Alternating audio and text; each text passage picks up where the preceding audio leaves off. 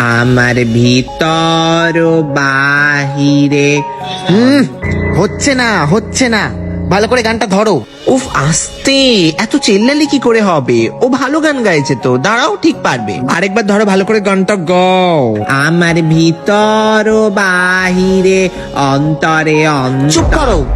কি গান করছো তুমি? গলায় কোনো সুর নেই। তুমি আমার মেয়ে হলে কি করে? আমার ভিতর বাহিরে অন্তরে অন্তরে আছো তুমি হৃদয় জুড়ে। বাহ, চমৎকার! কি অসাধারণ সুর তোমার গলায়। কিন্তু ড্যাডি, ও তো একটা কাজের মেয়ে। কাজের মেয়ের গলায় এত সুর? কিসের এত গান তোর? কিসের এত গলা থেকে গান বেরোয়? আর কোনো দিনও যেন ওই গলা থেকে গান না বেরোয়। কিন্তু মা, আমি এত ভালো গান গাই কি করে?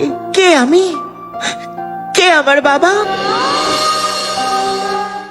এই নে, এর থেকেও বেশি বেশি টাকা তুই মাসে মাসে পাবি। শুধু পূজার বাবার মতো যাতে পূজার নামটাও সারা বিশ্বে ফেমাস হয়ে যায়, সেই দায়িত্ব তোর।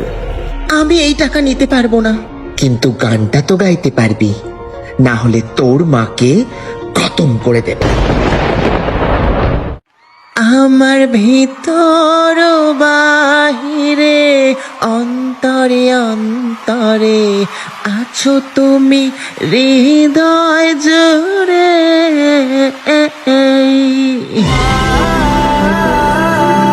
মধু কি পারবে নিজের গলার গানকেই নিজের পরিচয় বানাতে?